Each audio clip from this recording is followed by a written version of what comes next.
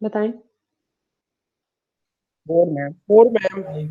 नहीं नहीं, 1 के बाद 3 आ रहा है, 2 नहीं आ रहा। 1 के बाद 3, 3 के बाद क्या आएगा? 5, और 5 5 मैम। के बाद क्या आएगा? 7। ठीक है। ये सारी मैथ्स में हम इसको किसका नाम दे देते हैं कि अगर कोई नंबर किसी भी ऑर्डर को फॉलो कर रहे हैं, ऑर्डर मीन्स 1 के बाद 3, यानी एक स्किप करना है, एक ऑर्डर बन रहा है, ऑर्डर्ड लाइन बन रही है, 1 के बाद 3, 3 के बाद 5, 5 के बाद क्या है? 7। हम मैथ्स में इसको किसका नाम दे देते हैं? ये हमारे पास क्या है? सीक्वेंस। सीक्वेंस क्या चीज है? जब भी हमारे पास क्या है, किसी ऑर्डर्ड लिस्ट या ऑर्डर किसी ऑर्डर को फॉलो करें, ऑर्डर मीन्स किसी पैटर्न को, तो वो हमारे पास क्या कहलाता है? सीक्वेंस कहलाता है। अब सीक्वेंस को हम क्या कहते हैं? प्रोग्रेशन। प्रोग्रेशन मीन्स क्या होता है? प्रोग्रेस से निकला प्रोग्रेशन। ठीक है। Sequence are also are called progression, are use to represent order list of numbers. समझ आ गई इस बात के कि हमारे पास जो सीक्वेंस है वो क्या है? प्रोग्रेशन भी उन्हें कहते हैं, और ये इन्हें किस तरह कहते हैं? Ordered list of number. इसमें अब एक एग्जांपल आपको क्या दी हुई है? सीक्वेंस की एग्जांपल क्या है? 1, 4, 7, 10। अब 1 के बाद 4 आ रहा है, तो 4 के बाद क्या आ रहा है? 7। 7 के बाद आपके पास क्या आ रहा है? 10। अब टू सोन कहाँ तक जा रहा है? nth नंबर तक जा रहा है। अब nth नंबर हमें नहीं पता है कि क्या है, इसका n नंबर क्या होगा, या हम उसको किस तरह टर्म में लिखेंगे। nth नंबर का क्या मतलब है, अभी आगे जाके बताते हैं, सिर्फ अभी सीक्वेंस का देखें। अब इसका क्या मतलब है? फर्स्ट पोजीशन पे, यानी फर्स्ट नंबर आपके पास क्या है? 1 है। तो हमने इधर पोजीशन को मेंशन कर दिया कि फर्स्ट पोजीशन पे the member of the sequence आपके पास क्या है? फर्स्ट पोजीशन पे 1 आ रहा है। सेकंड पोजीशन पे आपके पास क्या आ रहा है? 4 आ रहा है। थर्ड पोजीशन पे क्या आ रहा है? 7 आ रहा है। जिस तरह आपके पास ऑर्डर, हमेशा सीक्वेंस जो है वो एक ऑर्डर के साथ दिए होंगे, 4, 1, 4, 7, 10। अगर आपके पास ये इस तरह दिया होता, 1, 7, 4, 10, तो ये आपके पास सीक्वेंस नहीं होता। हमें इसके लिए मतलब आगे जो भी टर्म्स होंगे हम देखने पड़ेंगे। हम ये नहीं कह सकते कि हम सेकंड नंबर को किसके साथ चेंज कर सकते हैं? थर्ड नंबर के साथ, या थर्ड को किसके ऊपर लेके आ सकते हैं? 7 के साथ। समझ आइए इस बात की। सीक्वेंस जो है वो एक स्पेशल पैटर्न है, जो एक के बाद अगला नंबर आता है, अगर वो उस रूल को फॉलो कर रहा है जो थर्ड नंबर कर रहा है, तब भी हम उसको क्या कहते हैं? सीक्वेंस कहते हैं। समझ आ गई इस बात की। अब इससे 1, फर्स्ट नंबर क्या है आपके पास, या फर्स्ट पोजीशन पे नंबर क्या है? 1। सेकंड पोजीशन पे नंबर क्या है आपके पास? 4। थर्ड पोजीशन पे आपके पास नंबर क्या है? 7। नंबर को उन्होंने क्या कह दिया? Member of the sequence. ठीक है। ये term of the sequence, sequence के इनको क्या कहते हैं? मेंबर्स इन्होंने लिखा हुआ, लेकिन वैसे जनरली हम क्या कहते हैं? ये टर्म्स हैं। हम क्या कहते हैं? फर्स्ट टर्म हमारे पास क्या है? 1। सेकंड टर्म आपके पास क्या है? 4। थर्ड टर्म आपके पास क्या है? 7। फोर्थ टर्म आपके पास क्या है? 10। अप टू सोन ये सीक्वेंस ऐसे ही चलता रहेगा। एन जब nth पोजीशन या n पोजीशन पे होगा, तो वो उसको क्या कहेंगे? nth टर्म कहेंगे या nth मेंबर कहेंगे। समझ आ गई इस बात की? जी मैम। जी मैम। अच्छा। अब यहाँ पे इन्होंने क्या दिया हुआ था आपको? सीक्वेंस दिया हुआ था 1, 4, 7। nth टर्म हमें नहीं दी हुई थी। अब नेक्स्ट केस में जो उन्होंने एग्जांपल दी है, हमने जो एग्जांपल देखने लगे हैं, वो क्या है? nth टर्म दी हुई है। क्यों? क्योंकि इसमें nth वैल्यू आ रही है, n प्लस माइनस 1 की पावर n आएगा। पावर है, power n can be return. अब इसमें इन्होंने ये वाली टर्म दी हुई है, nth टर्म। हमसे क्या कह रहे हैं कि फर्स्ट एलिमेंट निकाले, यानी फर्स्ट पोजीशन पे सेकंड। अब फर्स्ट निकालने के लिए हमने इसे लेट्स सपोज किसका नाम दे दिया? bn का। आप इसे an से भी दे सकते हैं। सीक्वेंस को हमेशा किससे रिप्रेजेंट करते हैं? इस ब्रैकेट के अंदर। अब nth टर्म उनकी किस तरह लिखी होती है? करली ब्रैकेट्स के अंदर an। ये nth टर्म आपके पास हमेशा सीक्वेंस करली ब्रैकेट्स में आता है, या आपके पास यूं दिया होता है 1, ये करली ब्रैकेट्स 1, 4, 7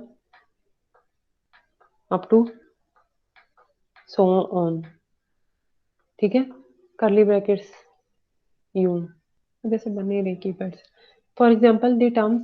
अब nth टर्म आपको क्या दी हुई है? n प्लस माइनस 1 की पावर n, माइनस 1 की पावर n यहाँ पे आएगी। ठीक है। आप इसको bn का नाम दे दें, an का नाम दे दें, आपकी अपनी मर्जी है। जनरली हमने उसे किसका नाम दे दिया? bn का। बी अब हमें क्या कहा है? हमें कौन सी टर्म फाइंड करनी है? फर्स्ट टर्म फाइंड करनी है, second, third up to so on. ठीक है। nth टर्म हमें दी हुई है। nth टर्म का क्या मतलब है? जहां जहां पे n है, वहां पे वो कौन सी टर्म है? n। अब अगर आपने a1 फाइंड करना है, A1 का क्या मतलब है? वैसे जनरली यहाँ पे क्या होता है? एन, जनरल टर्म में n होता है। अब अगर A1 फाइंड करना है, तो इसका मतलब जो आज सीक्वेंस या जो टर्म दी हुई है, जहां जहां पे n है, आपने वहां वहां पे क्या पुट कर देना? 1 पुट कर देना। अब n की जगह 1 पुट करेंगे, 1 प्लस का साइन -1 एज इट इज, क्योंकि सिर्फ हमने किसके अंदर चेंजेस लेके आनी है, n के अंदर। -1 की पावर n है, तो n की जगह हमारे पास क्या आ गया, 1। तो आपके पास क्या आ गया, a1 इज इक्वल टू 1।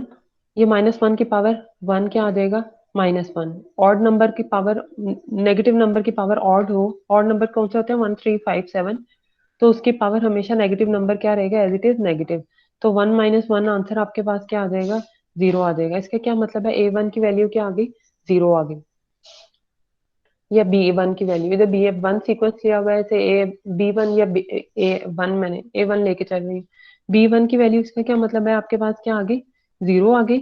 अब अगर b2 की वैल्यू आपने कैलकुलेट करनी है, b2 के लिए हमारे पास, यानी सेकंड टर्म आपने फाइंड करनी है, तो ये क्या आ जाएगा आपके पास, 2 प्लस -1 की पावर n है, n की जगह पे आपके पास क्या आ जाएगा, 2 आ जाएगा, ठीक है।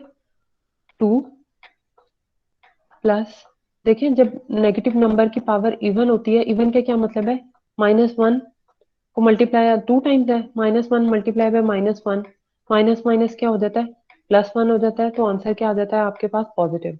इवन क्यों होता है, even number even time multiply होकर नेगेटिव नंबर क्या हो जाता है, पॉजिटिव। तो 2 + 1 आपके पास क्या आ जाएगा, 3 आ जाएगा। समझ आ गई है इस बात की, इसमें वैसे कुछ मुश्किल नहीं है, ठीक है। b1 b2 b3 up to so on, हम जितनी टर्म्स चाहें फाइंड कर सकते हैं। इसमें तो अब मैथ्स का कोई मुश्किल चीज नहीं है ना, आपके बायो जैसी है। नंबर्स हमें पहले से पता है, nth टर्म दी हुई है, हम उससे first term, second term, third term, जो टर्म चाहें फाइंड कर सकते हैं। Yes ma'am. मैम जब थर्ड टर्म, तो 3 प्लस -1 का देखिए मैम। पावर क्यूब, तो वो माइनस ही आएगी। क्यों, क्योंकि देखिए -1 को क्यूब पावर का क्या मतलब है, -1 कितने टाइम्स है, 3 टाइम्स। जब -1 क्यूब का क्या मतलब है, 3 टाइम्स मल्टीप्लाई हो रहा है, -1 मल्टीप्लाई बाय -1 मल्टीप्लाई बाय आपके पास क्या है, -1। अब इसको आपने मल्टीप्लाई करना है, -1 मल्टीप्लाई बाय -1 +1, इसका क्या मतलब है, +1 मल्टीप्लाई बाय -1। जब इसको प्लस माइनस क्या होता है, माइनस, तो आपके पास आंसर क्या आ जाएगा, -1। इस तरह याद रख लें, जब भी नेगेटिव नंबर, कोई भी अंदर नेगेटिव नंबर हो, उसकी पावर नेगेटिव को, नेगेटिव अगर उसकी पावर क्या हो, ऑड नंबर हो, ऑड कौन से नंबर होते हैं, 1 3 5 7, ऐसे नंबर जो 2 पे डिवाइड ना होते हैं, ठीक है। ऑड नंबर, आंसर हमेशा क्या आएगा आपके पास, नेगेटिव। और अगर नेगेटिव नंबर की पावर क्या हो, इवन नंबर हो, ऐसे नंबर जो 2 पे डिवाइड होते हो, इवन, उसका हमेशा आंसर क्या आएगा, पॉजिटिव आएगा।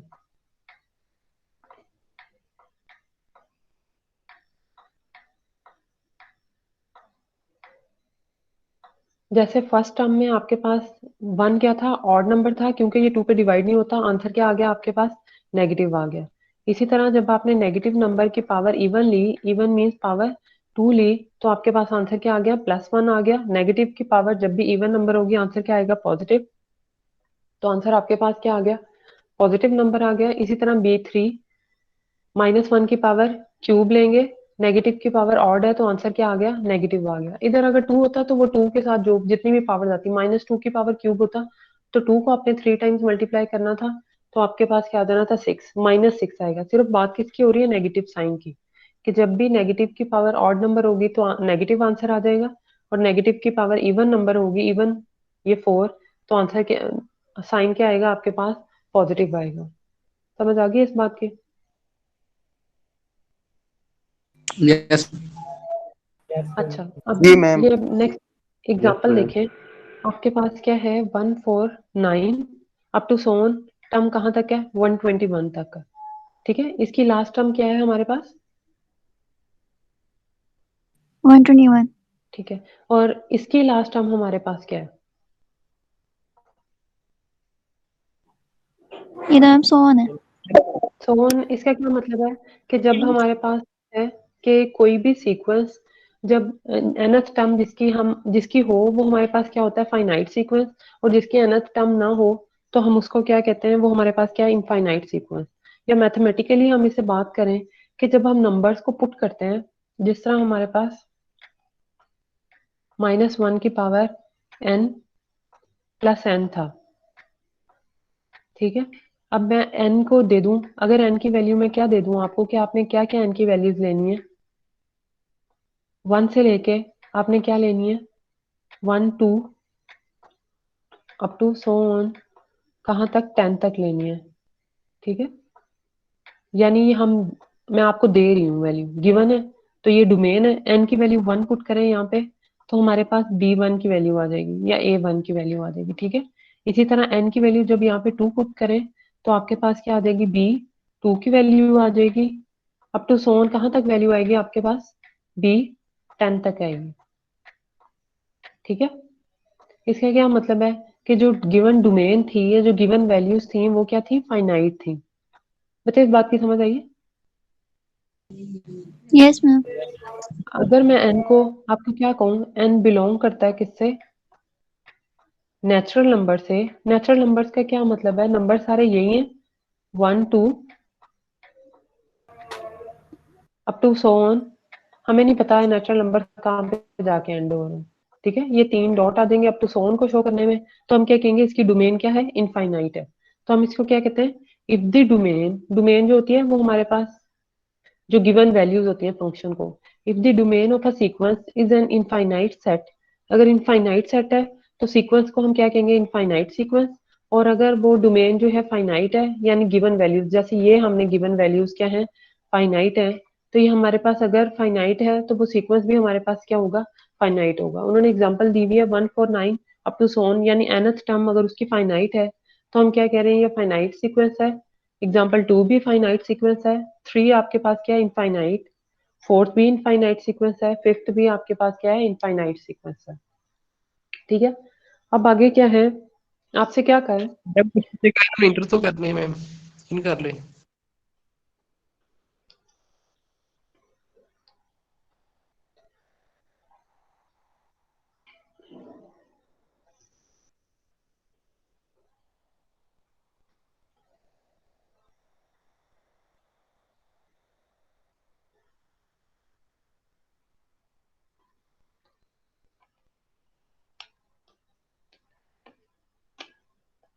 कोई भी नहीं है।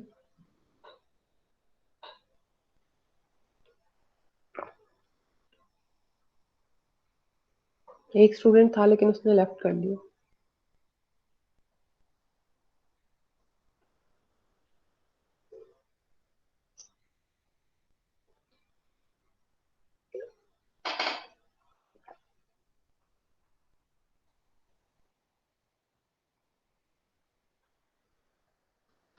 ठीक है, अब नेक्स्ट एग्जांपल आपके पास क्या है, राइट फर्स्ट टू, क्या है, फर्स्ट टू यानी 21st,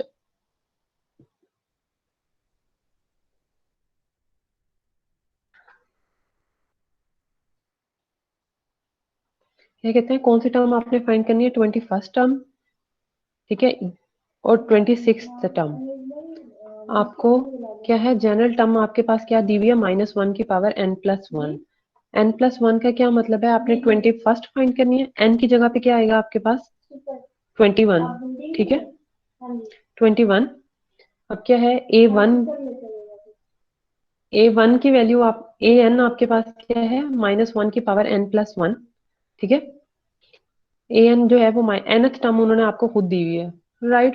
nth टर्म ये वाली दी हुई है, इसको हमने an इज इक्वल टू -1 की पावर n+1, आपने सिर्फ 21st निकालनी है और 26 निकालनी है, बल्कि फर्स्ट टू भी निकालनी है, first two, right, first two, 21st and 26th term, ठीक है। तीन आपने, उन्होंने कहा है कि पहली दो टर्म्स निकालें, 21 निकालें और 26 निकालें। एन की वैल्यूज क्या है, 1 2 21 26, ये उन्होंने खुद कहा है कि आपने सिर्फ इसके लिए वैल्यू सीक्वेंस की फाइंड करनी है। अब a1 वैल्यू पुट करनी है, यहाँ पे n की जगह क्या आ गया आपके पास 1, और यहाँ पे -1 की पावर n+1, n की जगह पे क्या आ जाएगा 1, तो नेगेटिव की पावर इवन है तो आंसर क्या आ जाएगा 1। इसी तरह a2 -1 की पावर, सेकेंड टर्म फाइंड करनी है, n की जगह पे क्या आ जाएगा 2, 2 + 1 3 -1 आंसर आ जाएगा। इसी तरह आपने 21 निकालनी है, तो n की जगह पे क्या पुट कर देंगे, 21, 21 + 1 22, तो -1 की पावर 22 इवन नंबर है 22, तो आंसर क्या आ जाएगा पॉजिटिव। इसी तरह A26 n की जगह 26 पुट करेंगे, 26 + 1 आंसर क्या आएगा 27। नेगेटिव के नंबर की पावर जो है ऑड नंबर हो तो आंसर क्या आ जाएगा -1। समझ आ गई इस बात की? जी This is ma'am. answer. Yes ma'am. अब नेक्स्ट आपके पास क्या है, फाइंड द सीक्वेंस। सीक्वेंस आपने फाइंड करना है। आपको टर्म क्या दी हुई है, find the sequence an minus a1 n + 1। क्या मतलब है, आपने फर्स्ट टर्म फाइंड करनी है कि ये किस तरह सीक्वेंस बन रहा है कि उसकी nth टर्म ये वाली बन रही है। nth टर्म के अंदर भी कौन सा रोल आ रहा है, n-1 यानी उससे एक कम टर्म का। इसके लिए उन्होंने आपको क्या दिया हुआ है, A4 की सिर्फ वैल्यू दी हुई है। A4 की वैल्यू क्या है 14। अब हमने क्या करना है, A1 की वैल्यू निकालनी है, A2 की, A3 की। अब देखिए पहले पिछले केस में तो हमने A1 की आराम से निकाल लेते थे कि n की जगह A1 पुट कर देते थे। n की जगह यहाँ पे A1 पुट करें तो क्या आएगा, A1 minus A0 is equal to n की जगह 1 यानी 2। क्या मतलब है, इसके अंदर किस चीज का रोल आ रहा है, A0 का आ रहा है। हमें नहीं पता कि A0 मीन्स फर्स्ट टर्म, 0 से उन्होंने 1 से स्टार्ट लिए तो A0 हम 1 टर्म ले रहे हैं, ठीक है। बल्कि n की वैल्यू 2 से स्टार्ट करेंगे।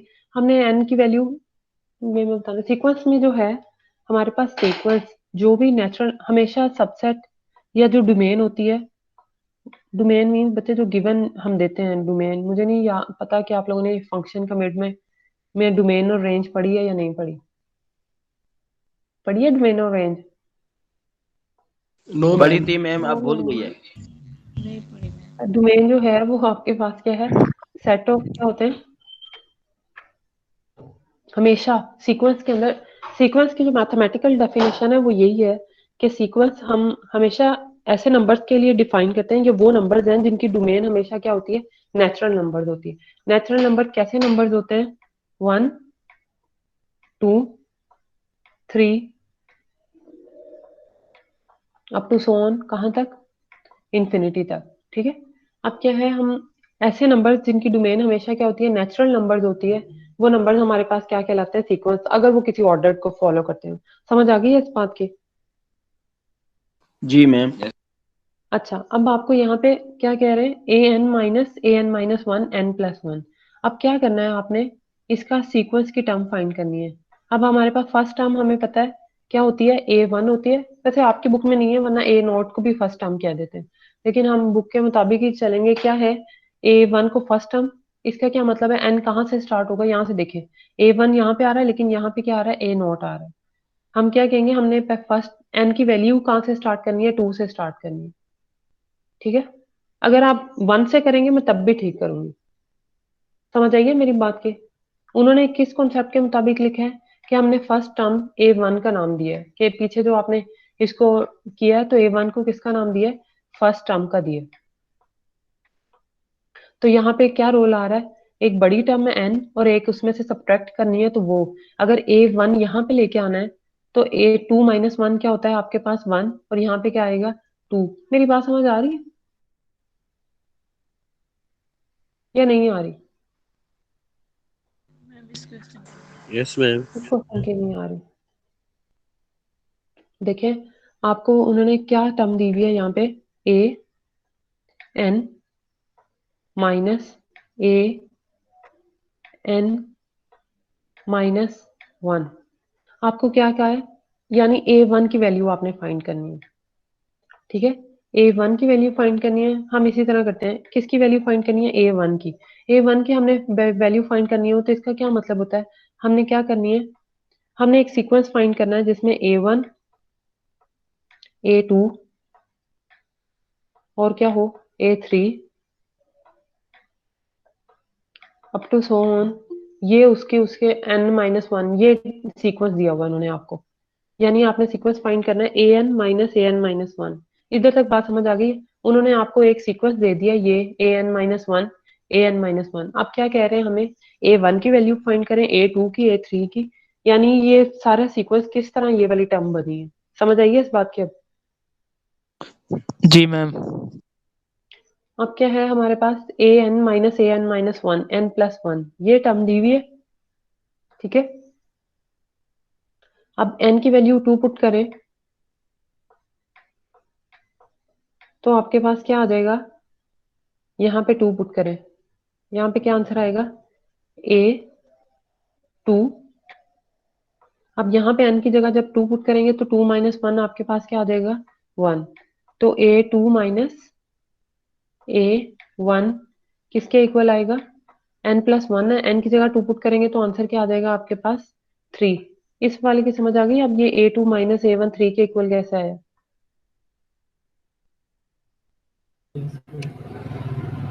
अलिशबा? Yes, ma'am. तो Yes, ma'am. ये समझ आ गई। A2 माइनस A1 किसके इक्वल आ गया, 3 के इक्वल। इसी तरह A3 माइनस A2 यानी n की वैल्यू आपने क्या पुट किया है, 3 पुट की है। हम क्यों कहाँ तक जाएंगे, 4 तक। क्यों, क्योंकि उन्होंने हमें A4 की वैल्यू दी हुई है, क्या है, 14 है। तो A2 माइनस A1 किसके इक्वल है, 3 के इक्वल। A3 माइनस A2 किसके इक्वल है, 4 के इक्वल। A4 माइनस A3 किस तरह, 5 के इक्वल। कैसे ये टर्म्स आई हैं, n की वैल्यू 2 पुट करके, n की वैल्यू 3 पुट करके, n की वैल्यू क्या 4 पुट करके। तो यहाँ पे हम किसकी वैल्यू, A4 की वैल्यू गिवन है, क्या गिवन है वो, 14। तो यहाँ पे 14 पुट करेंगे तो ये उधर जाके ये वाला माइनस, जिस तरह भी करेंगे क्या आ जाएगा, 14 माइनस A3 किसके इक्वल है, 5 के इक्वल है। अब ये 14 को उधर ले जाएं तो क्या हो जाएगा, माइनस A3। 5 माइनस 14 किसके इक्वल आएगा, -9 के इक्वल आएगा। अब ये माइनस और माइनस कैंसिल हो जाएंगे तो A3 की वैल्यू क्या आ जाएगी, 9 आ जाएगी। A3 की वैल्यू क्या आ जाएगी, 9। सीक्वेंस की हमें थर्ड टर्म भी पता चल गई, फोर्थ टर्म हमें गिवन है, हमने फर्स्ट टर्म और सेकंड टर्म कैलकुलेट करनी है। A3 की वैल्यू 9 आ गई। अब A3 कहाँ पे किसके साथ आ रहा है, A2 के साथ। तो A3 की वैल्यू यहाँ पे पुट कर देंगे, क्या है, 9। 9 उधर जाके क्या हो जाएगा, 4 माइनस 9 -5। A2 की वैल्यू क्या आ जाएगी, +5। किस तरह, A3 minus A2 is equal to 4। अब A3 की वैल्यू यहाँ पे पुट कर दें, 9 माइनस A2 हमें नहीं पता अभी, A2 as it is equal to 4। 9 उधर जाके क्या हो जाएगा, -A2 is equal to 4 minus 9 -5। अब ये माइनस और माइनस कैंसिल हो जाएगा तो A2 की वैल्यू आपके पास क्या आ जाएगी, 5 आ जाएगी। A2 की वैल्यू क्या आ गई, 5। अब इसके अंदर A2 की वैल्यू पुट कर देंगे और A1 की वैल्यू कैलकुलेट करेंगे, वो क्या आ जाएगा, 2 आ जाएगी। तो इसका क्या मतलब है, फर्स्ट टर्म आपके पास क्या बन गई, 2। सेकंड टर्म आपके पास क्या बन गई, 5। थर्ड टर्म क्या बन गई, 9। Fourth term 14। अब A5 की वैल्यू आपने कैलकुलेट करनी है, वो कैसे कर सकते हैं, इधर n की जगह 5 पुट करें। A5 माइनस क्या आएगा, A 4 4 आएगा ना मैम। 4 जी। 5 + 1 क्या हो जाएगा, 6। तो A4 की वैल्यू हमें पता है, वो क्या है, 14 गिवन है। तो 14 उधर जाके प्लस हो जाएगा, 14 + 6 आंसर क्या आ जाता है, 20। इसी तरह अगर आपने सिक्स्थ टर्म कैलकुलेट करनी है तो वो क्या हो जाएगा, A6 माइनस A5, 6 + 1 7। ठीक है, तो ये इससे हमारे पास कौन सी सिक्स टर्म आ जाएगी, सेवंथ भी आ सकती है, एट्थ भी आ सकती है, जो मर्जी टर्म हम कैलकुलेट कर लें। इस एग्जांपल की समझ आ गई है? जी मैम। Yes ma'am. मैम ये n की जो वैल्यूज हैं 2 3 4 ये हमें गिवन होगी। देखिए उन्होंने आपको सीक्वेंस फाइंड करने को कहा है, और सीक्वेंस का हमें हमेशा पता है कि n की जो वैल्यूज हैं वो नेचुरल नंबर्स हैं। नेचुरल नंबर्स कहाँ से स्टार्ट होते हैं, 1 1 2 3 4 अप टू सो ऑन। मैं आपसे ये बात कर रही हूँ, उन्होंने n की वैल्यू कहाँ से स्टार्ट की है, 2 से स्टार्ट की है। क्यों, यहाँ पे A2 माइनस A1, अगर हम 1 से स्टार्ट करते तो यहाँ पे क्या आता है, A1 माइनस A0। समझ आइए इस बात की मैंने अभी क्या कहा है, यस मैम समझ आ गई। आपकी अपनी मर्जी है।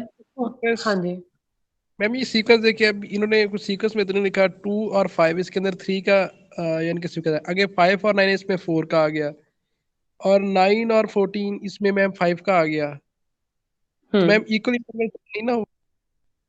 नहीं, वो हमें ये पता चल रहा है ना कि वो एक एक टर्म जैसे जैसे हम आगे बढ़ा रहे हैं उसका डिफरेंस मजीद एक टर्म बढ़ता जा रहा है आगे। मतलब देखिए 5 तक आप, अच्छा मुझे बताएं A1 और A2 में कितने का डिफरेंस है?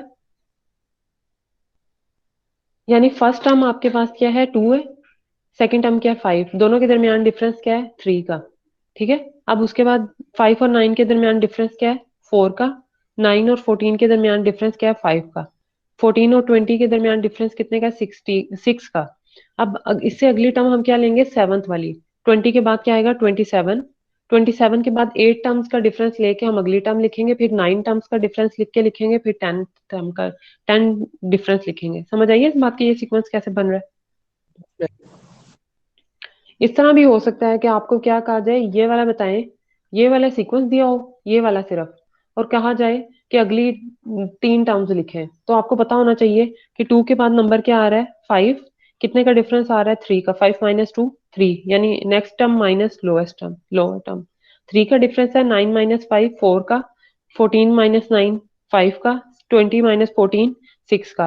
अब हमने 20 के अंदर 7 ऐड कर देंगे तो वो क्या आ जाएगा, 27, क्योंकि 27 माइनस 27 का डिफरेंस बनता है। अब 27 के अंदर 8 ऐड कर देंगे तो उससे अगली टर्म आ जाएगी। समझ आइए इस बात की। ये किसने क्वेश्चन पूछा था? Yep. नाम बताएं, अहमद या खुबैब? मैम अहमद मैंने पूछा था। अच्छा अच्छा, अब ऐसा सीक्वेंस जिसके अंदर डिफरेंस जो है सेम है। डिफरेंस का क्या मतलब है कि 5 माइनस 2 आंसर क्या आ रहा है, 3। कि हमारा अगली टर्म कैसी हो, 8 माइनस, यानी 9 की जगह क्या हो, 8। 8 के बाद क्या है, 11। कि जब नेक्स्ट टर्म और प्रीवियस टर्म का डिफरेंस सेम हो। डिफरेंस सेम का क्या मतलब है, 2 है अगर, 5 8 और क्या है, 11, इसी तरह 14। अगर ये आपको सीक्वेंस गिवन है, 5 माइनस 2 आंसर क्या आता है आपके पास, 3। 8 माइनस 5 डिफरेंस क्या आता है आपके पास, 3। 3 11 11 माइनस 8 3। 14 माइनस 11 क्या है, 3। जब हमारे पास ऐसा सीक्वेंस जिसकी नेक्स्ट टर्म और प्रीवियस टर्म का डिफरेंस जो है वो सेम हो, ऐसे सीक्वेंस को हम क्या कहते हैं, अरिथमेटिक सीक्वेंस। या सीक्वेंस की बजाय हम उसको किसका नाम दे देते हैं, प्रोग्रेशन का नाम दे देते हैं। समझ आइए इस बात की। हम इसको किस तरह लिख सकते हैं, A2 माइनस A1। आंसर क्या है आपके पास, क्या आता है, 3 आ रहा है, यानी 5 माइनस 2 3 आ रहा है ना आंसर। तो ये जो सेम है इसको हम किसका नाम दे देते हैं, डी का नाम दे देते हैं, डिफरेंस। डी डिफरेंस है। इस बात की समझ आ गई है सबको। A2 माइनस A1 3 के इक्वल था, तो हमने जनरली लिखने के लिए क्या कह दिया, A2 minus A1 distance difference के इक्वल है तो उसे डी का नाम दे दिया। आइए, ताकि हम इसके Yes. nth टर्म का फॉर्मूला बना सके। तो अरिथमेटिक प्रोग्रेशन की डेफिनेशन क्या है, सीक्वेंस ए एन, सीक्वेंस के लिए करली ब्रैकेट्स, अंदर ए एन या बी एन कुछ भी लिख सकते हैं, इज एन अरिथमेटिक सीक्वेंस और अरिथमेटिक प्रोग्रेशन। अरिथमेटिक प्रोग्रेशन भी कह सकते हैं, अरिथमेटिक सीक्वेंस भी। इफ ए एन यानी बड़ी term N, nth term minus A N minus 1, उससे एक टर्म कम, इज द सेम नंबर, यानी उनको जब आप सब्ट्रैक्ट करें तो ए बिल्कुल सेम नंबर आए हर दफा, तो वो हमारे पास क्या है, for all natural numbers, N belongs to natural number. Sequence के लिए हमारे पास क्या है, नेचुरल नंबर, ये capital N 1 2 3 up to so on, और एन जो है वो ग्रेटर देन 1 हो। जो हमारे बड़ी बुक्स हैं, मीन्स बड़ी क्लासेस में, उसके अंदर ये रिस्ट्रिक्शन मतलब खत्म हो गई है कि एन की वैल्यू 1 2 3। उन्होंने 1 यहाँ पे क्यों किया है कि एन की वैल्यू 1 से बड़ी होनी चाहिए, क्योंकि अगर हम यहाँ पे 1 पुट करते हैं, -1 -1 क्या हो जाएगा, ए नॉट हो जाएगा। हमें ए नॉट को हम जनरली वैसे फर्स्ट टर्म ही कहते हैं, लेकिन उन्होंने ये रिस्ट्रिक्शन इसलिए लगा दी है कि हम इसको हमेशा क्या लें, second term minus previous term A1। ये क्यों है ये रिस्ट्रिक्शन, कि हम ये ना हो, आपको ये सीक्वेंस दिया हो 1 2 3 4 अप टू सो ऑन, 1 से बड़ी इसलिए कि यहाँ पे फर्स्ट टर्म को हमेशा आपने छोड़ के अगली से, यानी 2 - 1, second term minus first term, third term minus second term, ये ना हो आपके हमने फर्स्ट कोई पिछली टर्म से सब्ट्रैक्ट करना है, वो बेशक पता ना हो क्या है। सही है। एन की वैल्यू ग्रेटर देन 1 का क्या मतलब है, सेकंड नंबर से या सेकंड टर्म आपने सब्ट्रैक्ट करनी है। The difference an minus n minus 1 and greater than the difference of two consecutive terms of arithmetic progression is called common difference। Common का लफ्ज क्यों है, क्योंकि सबका डिफरेंस एक जैसा होता है and usually denoted by D. समझ आ गई है इस डेफिनेशन की? Yes ma'am. अब उसको मैथमेटिकली किस तरह, ए एन माइनस वन, अब हम क्या करने लगे हैं, हमें ये पता है कि अगर a1 a2 अप टू सोन, यानी ये सारी टर्म्स दी हो, जिस तरह अभी हमने एग्जांपल की 2 5 8, हमें क्या कहा जाए इसकी nth टर्म, nth टर्म का क्या मतलब है, ये कहाँ पे जाके स्टॉप हो रही है। ठीक है, nth टर्म फाइंड करने को कहें तो वो हम कैसे कर सकते हैं, उसके लिए हम फॉर्मूला ड्राइव करने लगे हैं कि अगर हमें nth टर्म दी हो तो हम उसके कैसे निकाल सकते हैं। हमें पता है an minus one is equal to an minus, ये हमारी डेफिनेशन है कि next term minus previous term किसके इक्वल होती है, कॉमन डिफरेंस के इक्वल होती है। ये नेगेटिव उधर जाके क्या हो जाएगा, +1। अब फर्दर, अच्छा मुझे बताएं कि अगर a3 माइनस a2 है, किसके इक्वल है, डी के इक्वल है। यहाँ पे पुट किया n की वैल्यू 3, n की value 3 minus 1 2, a3 minus a2 is equal to D. क्या हम a2 की वैल्यू निकाल सकते हैं इसी फॉर्मूले से, इधर से n की जगह 2 पुट करें तो आपके पास क्या आ जाएगा, a3 माइनस a2 की जगह क्या आ जाएगा, a2 माइनस a1, लिख सकते हैं ना a2 की वैल्यू, a2 माइनस a1। अच्छा चले, यहाँ पे देखिए, यहाँ से समझ आती है कि a2 की वैल्यू आपके पास an is equal to an minus one D, ये चीज होगी, इक्वेशन 1 का नाम दे दिया। अब n की वैल्यू क्या पुट कर दी है, ये वाला माइनस उधर जाके क्या हो गया प्लस, तो ये n minus one plus D. अब यहाँ पे n की वैल्यू 2 पुट करें तो यहाँ पे क्या आ जाएगा, a1 प्लस डी। यहाँ से a1 a2 की वैल्यू आपके पास क्या आ जाएगी, a2 की value a1 plus D, a1, इसको हम डिफरेंस को क्या लिख सकते हैं, क्योंकि ये हमारे पास क्या था 2 माइनस वन, तो उन्होंने क्या लिख दिया यहाँ पे 2 माइनस वन इंटू डी, क्योंकि कोई फर्क नहीं पड़ता, 2 माइनस वन का आंसर 1 आएगा, 1 को डी से मल्टीप्लाई करें तो दोबारा आपके पास क्या आ जाएगा, ये डी ही आ जाएगा। इसके बाद a3 की वैल्यू यहाँ पे a3 पुट करें, a3 is equal to 3 minus one 2, a2 plus D, लेकिन a2 की वैल्यू हमें पता है वो किसके इक्वल है, a1 प्लस डी के इक्वल है, तो वो यहाँ पे a2 की जगह पुट कर दी a1 प्लस डी, ये d और d आपके पास क्या हो जाएंगे, 2d।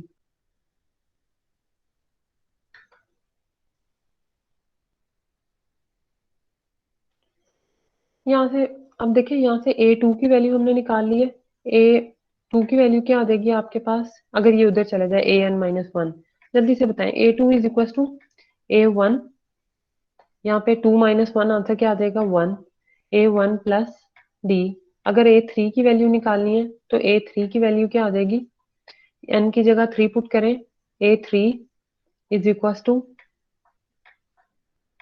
a2 plus D, a4 की वैल्यू क्या आ जाएगी आपके पास,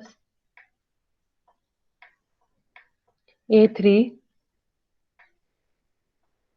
प्लस डी। अब हमने क्या करना है, सिर्फ ये करना है कि a2 की जगह इसकी प्रीवियस वैल्यू पुट कर देनी है, a2 की प्रीवियस वैल्यू यानी जो सीक्वेंस है इधर क्या आ जाएगा, a1 प्लस डी, वो यही उन्होंने यहाँ पे किया है। a3 की वैल्यू जब a2 प्लस डी आया है, a2 प्लस डी, तो a2 की वैल्यू पुट कर दी है, क्या आ जाएगी a1 प्लस डी, तो a1 ये प्लस डी और प्लस डी क्या हो जाएगा आपके पास 2d। हम इस 2 को किस तरह लिख सकते हैं, 3 माइनस वन। हम ये इस तरह क्यों कर रहे हैं, क्योंकि यहाँ पे अगर थर्ड टर्म है तो हम सीक्वेंस बना सके कि जब थर्ड टर्म है तो हमने इसे third term minus first term लिखा है, 3 माइनस वन इंटू डी। जब a4 की वैल्यू a3 प्लस डी है तो a3 की वैल्यू पुट कर देंगे, क्या है a1 प्लस 2d, ये प्लस 2d प्लस d क्या हो जाएगा 3d। अब 3d को फोर्थ टर्म की फॉर्म में लिखना है, 4 माइनस वन डी। अब बताएं इसको अगर nth टर्म लिखना हो तो हम किस तरह लिख सकते हैं, nth टर्म, ये देखें फर्स्ट टर्म सेम है हर किसी में, 1, a4 में भी, a3 में भी, 2 में भी। तो हम इसको किस तरह लिख सकते हैं, nth term is equal to a1 plus, अब इसको किस तरह लिख सकते हैं, यहाँ पे अगर 4 था तो यहाँ पे भी आपके पास क्या आ रहा है 4। हम इसको किस तरह लिख सकते हैं n, क्योंकि यहाँ पे हम किसके लिए लिख रहे हैं, n के लिए, n माइनस 1 इंटू डी। वैसे इतना उसको मुश्किल करने की जरूरत भी नहीं है। किस तरह हम इसको गैस कर सकते हैं, a2 की वैल्यू आपके पास क्या है, a1 प्लस डी। a3 की वैल्यू आपके पास क्या है, a2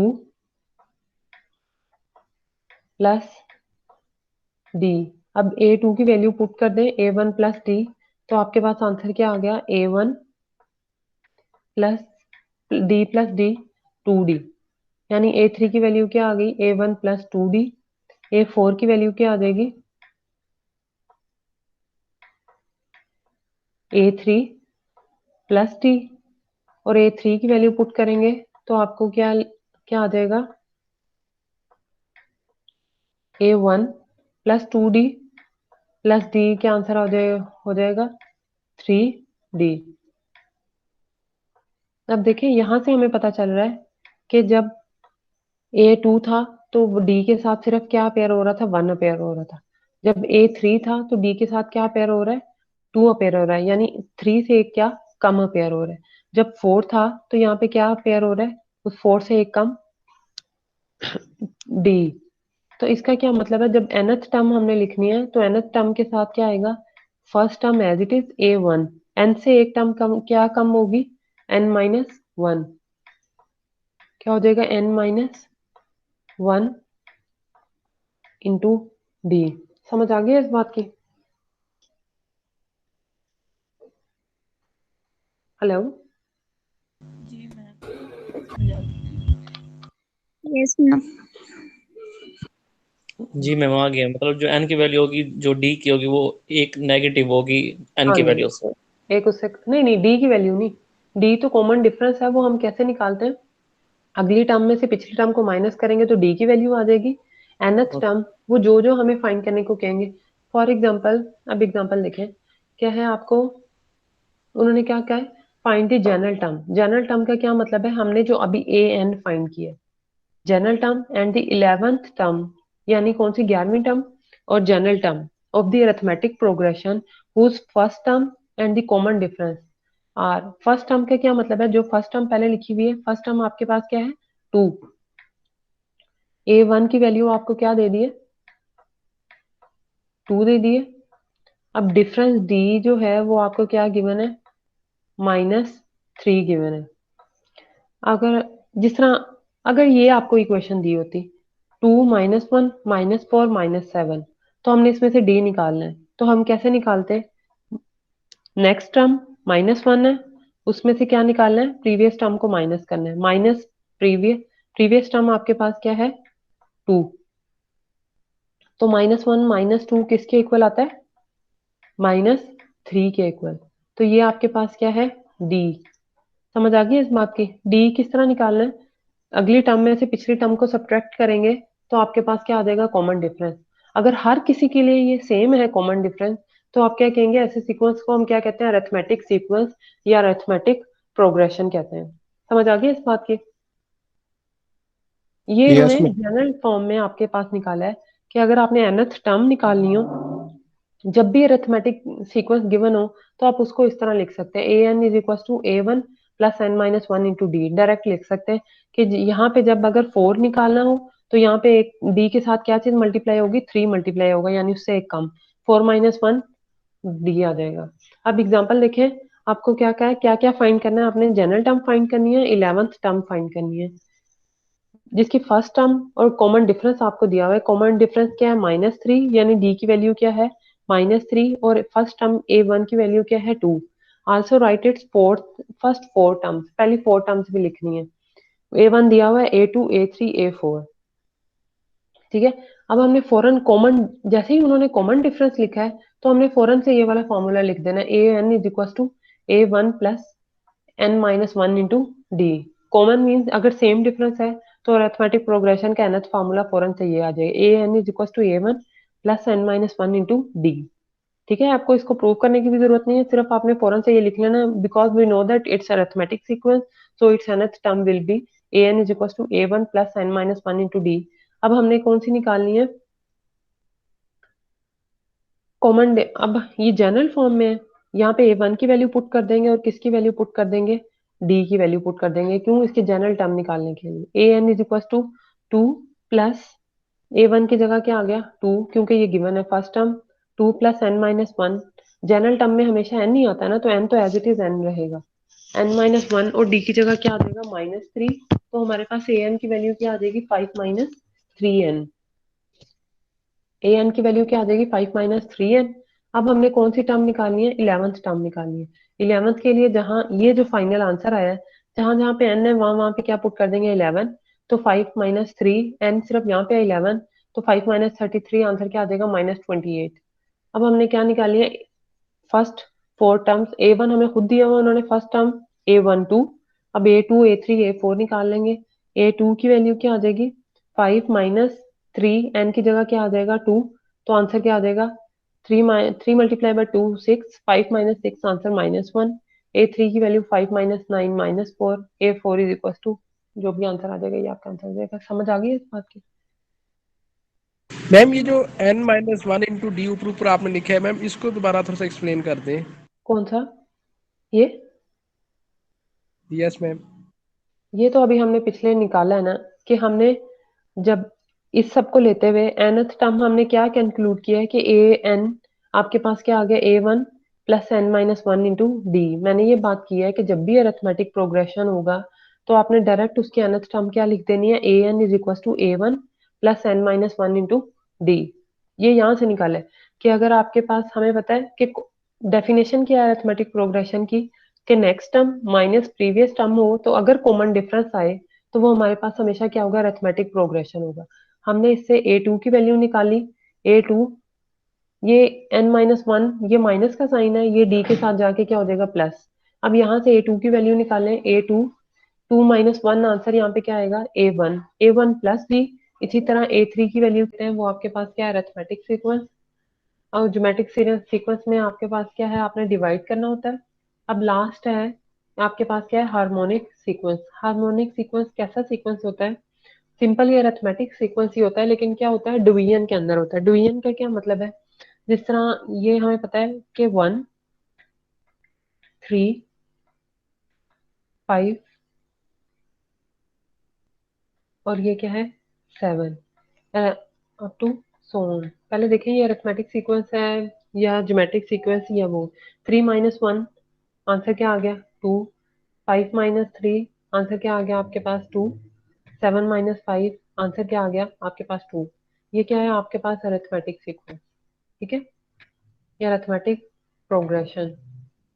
ठीक है, हार्मोनिक प्रोग्रेशन कैसा प्रोग्रेशन होता है, कि होता तो वो अरिथमेटिक है, लेकिन सारे के सारा आपके पास क्या होता है, डिनोमिनेटर में, यानी ऊपर सारी वन, या ऊपर कांस्टेंट होता है। डिवीजन में आपके पास क्या आ जाता है, one by three, one by five, one by seven. अच्छा, अब जो सीक्वेंस है, देखिए वो ऐसे सीक्वेंस भी हो सकते हैं कि वो एट अ टाइम दोनों सीक्वेंस बन रहे होते हैं, ज्योमेट्रिक सीक्वेंस भी और कोई और भी। ज्योमेट्रिक नहीं मीन्स कोई भी एक सीक्वेंस, दो सीक्वेंस भी हो सकते हैं, जैसे मैंने अभी आपको एग्जांपल दी थी, one by two, one by, नहीं नहीं सही है, one by four, one by eight, one by sixteen. अब मुझे बताएं, ये इस सीक्वेंस को देख के बताएं, ये आपके पास हार्मोनिक सीक्वेंस है या हार्मोनिक प्रोग्रेशन है या ज्योमेट्रिक प्रोग्रेशन है। One by two, one by four, one by eight, one by sixteen.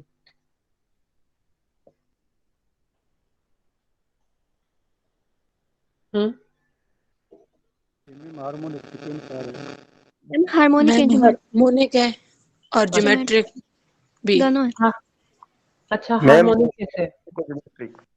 क्या कह रहे हैं? मैम ये सारी डिविजन्स में है और ऊपर कांस्टेंट है वन। नहीं, डिवीजन के अंदर क्या कंडीशन होती है, कि वो क्या होना चाहिए, मैम 1 होगा ना ऊपर? नहीं, ऊपर वाले की तो बात ही नहीं है, लेकिन हार्मोनिक प्रोग्रेशन के लिए हमारे पास क्या है कि जो डिनोमिनेटर में सीक्वेंस है वो क्या है आपके पास, अरिथमेटिक सीक्वेंस होना चाहिए। ये अरिथमेटिक सीक्वेंस बन रहा है, 2 4 4 8 और 8 16। 1 2 नो ऊपर वाले को तो छोड़ ही दे, नीचे वाले की बात करें नो मैम, नहीं बन मैम, रहा। तो फिर ये क्या है, कौन सा सीक्वेंस है? GP ma'am. ज्योमेट्रिक। ठीक है, ज्योमेट्रिक। ज्योमेट्रिक है, हार्मोनिक नहीं है। A sequence of geometric number is called harmonic sequence और harmonic progression if the reciprocal of its terms, जो इसकी reciprocals of terms are in arithmetic progression. ठीक है, 1 1/3, सिर्फ इनके दरमियान अरिथमेटिक प्रोग्रेशन कैसे बन रही है, 5 - 3 2 7 - 5 2 is a harmonic sequence since their reciprocals. Reciprocals का क्या मतलब है, कोई, हाँ इसकी इजी इन्होंने क्या कहा है कि आपके पास अगर कोई आप सीक्वेंस लें उसका रेसिप्रोकल ले लें। रेसिप्रोकल का क्या मतलब होता है, ऑपोजिट। 1 1/2 का रेसिप्रोकल क्या होगा आपके पास? अच्छा, रेसिप्रोकल का क्या मतलब होता है, उस नंबर को 2/1 टू हो जाएगा। टू हाँ 2/1 हो जाएगा। तो हम इसको क्या लिख सकते हैं, 2 2/1 मीन्स 2। और 1/3 का रेसिप्रोकल क्या होगा, 3। 3। ठीक है, उन्होंने क्या कहा है कि जो आपके पास सीक्वेंस गिवन हो, अगर आप उसका रेसिप्रोकल ले लें तो वो अरिथमेटिक सीक्वेंस बनता हो, तो वो आपके पास क्या होता है, हार्मोनिक सीक्वेंस। हार 1 का रेसिप्रोकल 1, 1/3 का रेसिप्रोकल क्या आएगा आपके पास, 3। 1/5 का रेसिप्रोकल क्या है, 5। 1/7 के क्या है, 7। आप अपनी मर्जी है, इसको जिस तरह मर्जी याद रख लें कि ऐसा सीक्वेंस जिसका रेसिप्रोकल में आपके पास क्या बनता हो, अरिथमेटिक सीक्वेंस बनता हो, वो आपके पास क्या है, हार्मोनिक सीक्वेंस। या बुक वाली डेफिनेशन के मुताबिक कर लें, क्या है कि जो अगर आपके पास सीक्वेंस गिवन हो उसका आप रेसिप्रोकल लें। रेसिप्रोकल समझ आ गई है, 1/3 का रेसिप्रोकल क्या है, 3। 3/1 यानी ऑपोजिट उसका कर देना है। 1/5 का रेसिप्रोकल लें तो वो क्या हो जाएगा, 5/1। 1/7 का लें तो वो आपके पास क्या हो जाएगा, 7/1। समझ आ गई इस बात की? जी यस और मैम। मैम। अगर वो फिर अरिथमेटिक सीक्वेंस बनता हो तो ऐसा सीक्वेंस आपके पास क्या कहलाता है, हार्मोनिक प्रोग्रेशन कहलाता है। अब इसको फाइंड करने का तरीका क्या है, देखें nth टर्म तो हमारे पास सेम है, an is equal to a1 plus n minus 1 into D, जो आपके पास किसके अंदर थी, अरिथमेटिक सीक्वेंस के अंदर थी। सिर्फ इसके अंदर हार्मोनिक के अंदर डिफरेंस क्या है कि आपने इसको डिवाइड कर देना है, 1 divide a1 plus n minus 1 into D. ठीक है, इसकी nth टर्म आपके पास किस तरह हो जाएगी, an is equal to a1, division वाला सेम है लेकिन क्योंकि हम हार्मोनिक की बात कर रहे हैं तो हर चीज इसके क्या है, डिवीजन के अंदर है, तो हम इसका nth टर्म भी आपके पास क्या आ जाएगी, 1/a1 plus n minus 1 into D. आगे इस बात की समझ? जी मैम। Yes ma'am. जी मैम। देखिए अब आपके पास क्या है, find the nth term, nth and eighth term of harmonic progression. खुद उन्होंने कहा है कि ये क्या है, हार्मोनिक प्रोग्रेशन। ना भी दिया होता तो आप इसको फाइंड कर लेते, 1/2 1/5 1/8। हमने क्या फाइंड करना है, nth टर्म। nth टर्म का फॉर्मूला हमारे पास अरिथमेटिक के लिए क्या है, हार्मोनिक के लिए क्या हो जाएगा, a1 plus n-1 into D. ठीक है, हमने पहले एट्थ टर्म को फाइंड कर लेते हैं। Eighth term as it is, N की जगह 8, जहां जहां पे एन है वहां पे 8 पुट कर देना है। एन 8 - 1 क्या आंसर आ जाएगा, 7d प्लस 7d। अब हमें किसकी जरूरत है, एक तो फर्स्ट टर्म की जरूरत है और दूसरी की फाइंड करना है, तो सिंपल इसका क्या ले लेंगे, रेसिप्रोकल ले लेंगे। तो a8 आपके पास किसके इक्वल आ जाएगा, 1/23 के। समझ आ गई इस बात की? आपको एक यस। हार्मोनिक प्रोग्रेशन दिया हुआ है, 1/2 1/5 1/8। हार्मोनिक प्रोग्रेशन को सॉल्व करने का क्या है, आपने सिंपल उसका क्या लेना है, रेसिप्रोकल लेना है। 1/2 1/5 1/8 का रेसिप्रोकल आपके पास क्या आ जाएगा, 2 5 एंड 8। अब फर्स्ट टर्म इसकी a1 क्या हो जाएगी, 2 हो जाएगी। डिफरेंस d क्या हो जाएगा, 5 - 2 3 8 - 5 3। ठीक है, डिफरेंस ये nth टर्म हमें पता है, an is equal to a1 plus n minus 1 into D. a1 की वैल्यू 2, n-1 डिफरेंस हमारे पास क्या आया है, 3 आया है। तो आपने उसको क्या कर दिया, n-1 का डिफरेंस 3, D3 आ गया, n-1 क्या है, A8 फाइंड करना है, तो 8 - 1 7, तो टोटल आंसर आपके पास क्या आ गया 23। ये A8 किसके लिए आंसर है, अरिथमेटिक प्रोग्रेशन के लिए। Harmonic progression simple arithmetic progression के क्या है, रेसिप्रोकल। तो हार्मोनिक प्रोग्रेशन के लिए सिंपल इस टर्म का आप क्या ले लेंगे, रेसिप्रोकल। तो 23 का रेसिप्रोकल क्या आ जाएगा, 1/23। ये आपके पास 8th टर्म किसके लिए आ गई है, हार्मोनिक प्रोग्रेशन के लिए। तो इसका क्या मतलब है, nth टर्म हार्मोनिक प्रोग्रेशन के लिए क्या आ जाएगी, 1/A1 प्लस A1 की वैल्यू क्या है 2 plus n-1 as it is, और D का आंसर आपके पास क्या है 3 है। अब यहाँ पे n के लिए सिर्फ फाइंड कर लें, पहले हम 8 के लिए कर रहे थे तो 8 - 1 यहाँ पे क्या हो गया था 7। अभी हमने सिर्फ जनरल nth टर्म निकाली है, तो n एज इट इज रहेगा an। 3 को n से मल्टीप्लाई करें 2 plus 3 multiply by n 3n, -1 को 3 से मल्टीप्लाई करें तो आंसर क्या आ जाएगा -3। तो 2 - 3 1 आ जाएगा, -1 1/3n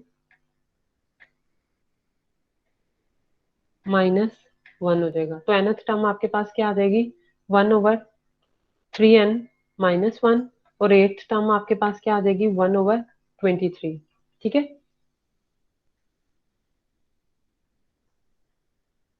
अब क्या है आपके पास next, if the fourth and seventh term of harmonic progression are 2/13 और 2/15। अब हमने क्या करना है, फाइंड करना है, फाइंड दी सीक्वेंस।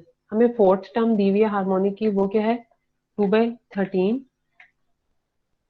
और दूसरी क्या है 2/15, 2/25। अब इसका रेसिप्रोकल लें क्या आएगा 2/13 का, 13/2 मैम। 13/2, और इसका क्या आएगा 25/2। ये किसकी है, A4 की वैल्यू है, और ये किसकी वैल्यू है A7। A7। अब A4 हमें पता है किसके इक्वल होता है, AN के लिए बेशक पहले जनरल लिख लें AN, ताकि आपको याद रहे, AN is equal to A1 plus n-1 into D।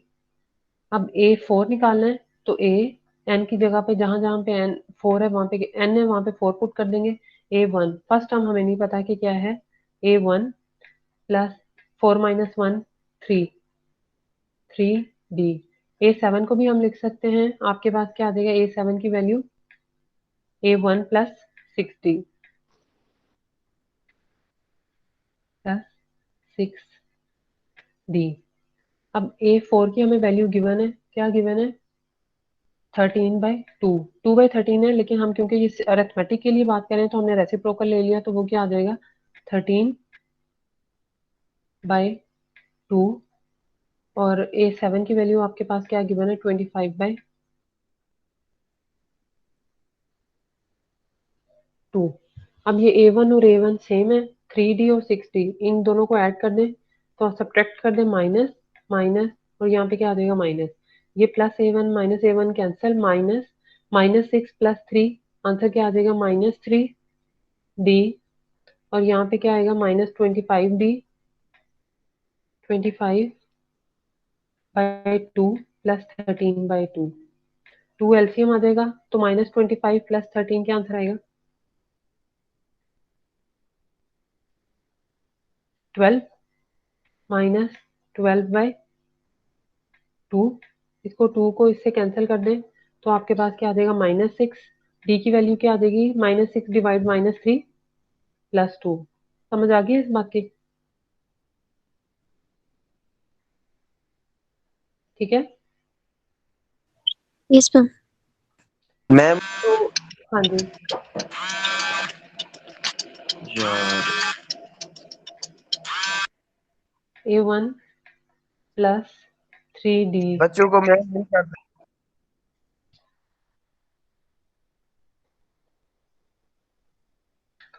बच्चे उन्हें कहें नेक्स्ट लेक्चर ज्वाइन करें, जब मैं अगला लेक्चर लूंगी ना तब टाइम पे है। A1 प्लस 3D किसके इक्वल है 13/2। अब डी की वैल्यू हमें पता चल गई है, वो क्या है 2। तो ए, अब हमें सिर्फ A1 की वैल्यू की जरूरत है, 3 × 2 6। ये मैंने ये वाली इक्वेशन ली है A4 की। डी की वैल्यू हमने निकाल ली। A4 किसके इक्वल है, A1 + 3D 13/2। A1 की वैल्यू अब हमने निकाली है, डी की वैल्यू हमारे पास 2 आ गई। 3 को यहाँ पे 2 पुट कर दिया, 6 किसके इक्वल आ जाएगा, 13/2। A1 की वैल्यू आपके पास क्या आ जाएगी, 13/2 - 6। 13/2 - 6 तो एलसीएम लेंगे तो आपके पास क्या आ जाएगा, 13 - 12 1/2। A1 की वैल्यू आपके पास क्या आ जाएगी, 1/2। डी की वैल्यू क्या आ गई, 2। A1 की वैल्यू आपके पास क्या आ गई, 1/2। समझ आ गई इधर तक। अब हमने क्या है, find the sequence. Sequence find करना है। फर्स्ट टर्म तो हमारे पास आ गई, वो क्या है, 1/2। अब सेकंड टर्म के लिए आपके पास A2 किसके इक्वल है, A1 + D के इक्वल 1/2। डी की वैल्यू क्या है, 2। एलसीएम ले लें तो आपके पास क्या आएगा, 5/2। A3 आपके पास किसके इक्वल आएगा, A2 + D के इक्वल, या A1 + 2D के इक्वल, आप अपनी मर्जी है, इसी फॉर्मूले से आप लोग कर लें। A1 + 2D, 5/2 के अंदर +D करें, 9/2। A4 की वैल्यू गिवन है, A5 की वैल्यू A4 + D कर सकते हैं, अप टू सोन। यही बस हमने फाइंड करना था, A1 A2 और A3 की वैल्यू। समझ आ गई है दादा।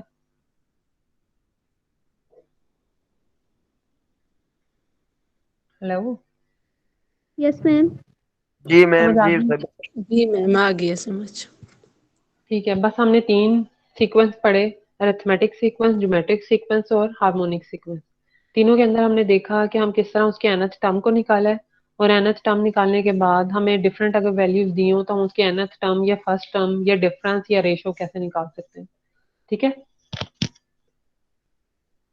जी मैम। आगे करें। हार्मोनिक प्रोग्रेशन में बहुत है मैम। हमेशा आपने वापस क्या लेना है,